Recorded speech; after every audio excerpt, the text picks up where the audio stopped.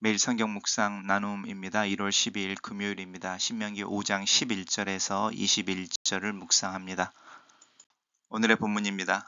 너는 내 하나님 여호와의 이름을 망령되이 일컫지 말라. 나 여호와는 내 이름을 망령되이 일컫는 자를 죄 없는 줄로 인정하지 아니하리라. 내 하나님 여호와가 내게 명령한 대로 안식일을 지켜 거룩하게 하라.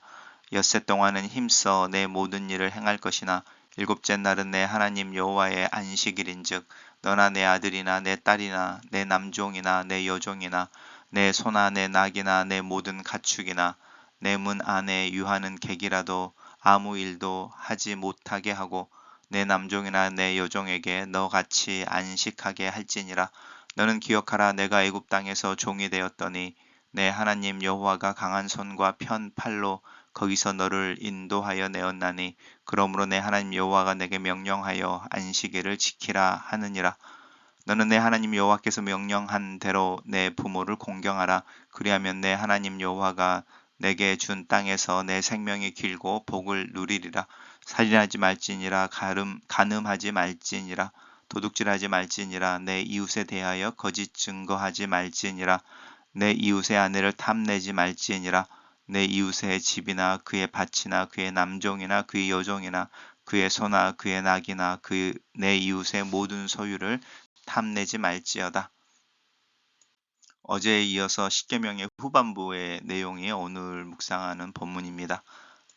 어제에 이어서 십계명을 계속 묵상합니다. 내 여호와의 이름을 망령되이 일컫지 말라 이렇게 말씀하고 계시는데요. 망령되이 일컫지 말라. 망령되이 일컫는 것을 죄 없다 인정하지 아니하리라. 이것은 죄가 있다라고 이야기하는 부분이죠.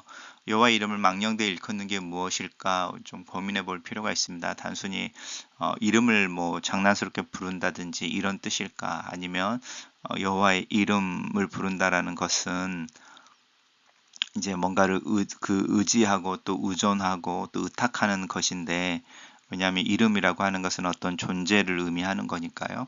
근데 그것이 하나님이 기뻐하지 않는 것이 있다라고 하는 부분 조금 생각해 볼 필요가 있습니다. 다음에 나오는 계명은 안식일을 거룩하게 지키라라는 계명입니다. 안식일을 거룩하게 지켜야 하는 이유가 나오는데, 그 이유는 하나님 여호와께서 너를 애굽의 종에서 구원해 내셨다라고 하는 부분, 그래서 그가 명령하는 안식일을 지키라 이렇게 이야기하는 부분입니다.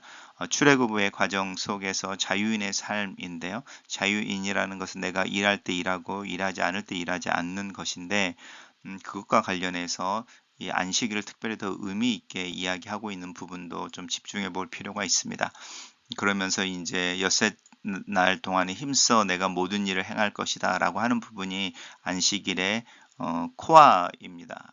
안식일의 코어에서 이제 엿새 동안에 힘써 일을 해라 라고 하는 부분입니다. 우리가 자유인이 됐다라고 하는 부분 속에서 얼마든지 다른 사람들에게 일을 시키는 거죠. 여기 보면 내 아들, 내 딸, 내 남종, 내 여종이라고 이야기하는 내 소유를 의미하기도 합니다.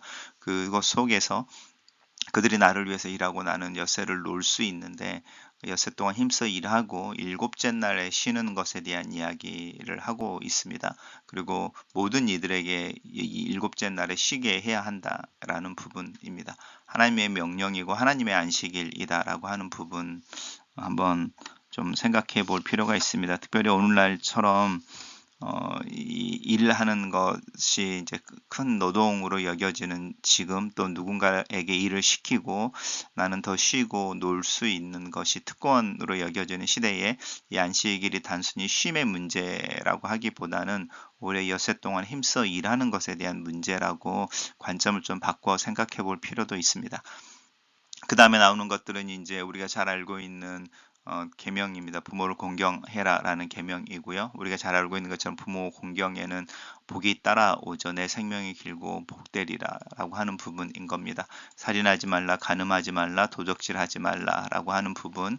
그 다음에 이웃에 대하여 거짓 증거하지 말지니라라고 하는 십계명의 후반부의 내용이 그대로 되어지고 있고, 내 이웃의 아내를 탐내지 말라, 이웃의 집이나 그의 밭이나 남종이나 여종이나 이러면서 내 이웃의 모든 소유를 탐내지 말라 이렇게 이야기하고 있는데요. 이제 여기서 고대 사고가 나오죠. 내 이웃의 모든 소유라고 하면서 이제 나오는 부분들 속에 이제 마지막 계명인 것이죠. 다른 네 이웃의 소유를 탐내지 말라라고 하는 부분에 어, 그 아내라든지 또 밭, 남종, 여종 이런 부분들이 다 포함되어져 있는 것은 고대 문화의 모습이기도 합니다. 단락을 요약해 보겠습니다. 모세는 계속해서 하나님의 이름을 망령되이 하지 말 것과 안식일을 거룩하게 지킬 것을 가르치며 십계명의 후반부를 가르친다. 이렇게 정리해 봤습니다. 매일 성경의 묵상 나눔입니다. 하나님의 이름을 망령되이 일컫는 것은 하나님의 이름을 헛되이 부르거나 악한 일에 오용하는 것을 의미합니다. 거짓을 정당화하고 이웃을 속이기 위한 맹세에 하나님의 이름을 거론하는 것이 대표적인 예입니다. 또 하나님의 이름을 지니고 사는 우리가 하나님의 이름에 어울리지 않는 삶으로 하나님의 이름을 더럽힌다면 그 역시 하나님의 이름을 망령되이 일컫는 것입니다. 안식일을 지키는 것은 쉼 없이 생산을 강요하는 애굽의 체제에서 벗어나 쉼을 주시는 하나님의 체제를 따르는 행동입니다. 하나님의 통치와 공급을 믿고 쉼으로써 애굽의 체제를 거부하는 것입니다. 우리는 소비주의라는 우상에 잠식되지 않기 위해 안식함으로 우리의 활동을 멈춰야 합니다. 또한 하나님은 이스라엘 백성이 어린 자녀, 종, 가축, 손님에게도 안식을 베풀기를 원하셨습니다. 안식일을 제대로 지키려면 나만 쉴 게 아니라 타인도 쉬게 해야 합니다. 생산성을 위해 쉬지 못하는 우리의 이웃이 있습니까? 그들이 하나님의 안식을 누릴 수 있도록 돕는 것이 안식을 주시는 하나님을 믿는 우리의 안식함의 또 다른 모습입니다. 부모를 공경하라는 이웃에 대한 계명이 첫 번째입니다. 하나님 나라로서 이스라엘 공동체를 건강하게 유지하는 데 가장 기본이 되고 핵심이 되는 것이 부모를 공경하는 것임을 의미합니다. 부모가 자녀에게 모범이 되고 자녀를 지혜롭게 양육하는 것이 마땅하듯이 자녀가 부모를 존중하고 공경하는 것도 마땅합니다. 부모를 향한 공경이 약해지는 시대에 부모를 공경하라는 자명한 명령에 순종합시다. 살인, 간음, 도둑질, 거짓 증거, 탐심을 금하는 것은 이웃사랑을 소극적으로 적용한 것입니다. 이웃을 위해 기부하고 봉사하고 때로는 의인이라 불릴 만한 헌신적인 행위를 하면 더할 나위 없이 좋겠지만 그렇게 하지 못하더라도 이웃에게 하지 말아야 할 일을 하지 않는 것부터 실천할 수 있습니다. 그렇게 시작해서 생명을 살리고 이웃의 존엄을 지켜주는 데까지 나아갑시다. 글로 쓰는 기도입니다. 살아계신 하나님께서 주신 삶의 원리와 가이드라인을 마음 깊이 새깁니다. 하나님 앞에서 또 사람들 앞에서 내 자신을 타협하지 않고 정직하고 겸손하며 존중과 배려의 삶을 살 수 있도록 나에게 믿음과 용기와 넉넉함을 공급하여 주시옵소서. 내 마음이 먼저 하나님께 드려지게 하시고 하나님 앞에 드려진 내 마음이 그리스도의 마음으로 변화되어 내 내면과 외면이 일치하는 삶을 살 수 있도록 또 그 살고 있는 모습을 보일 수 있는 은혜를 더하여 주시옵소서. 아침의 말씀을 마음판에 새깁니다. 필요할 때마다 생각나며 떠오르며 나를 인도하고 보호하고 교훈하는 하나님의 도구가 되도록 그 말씀을 사용하여 주시옵소서.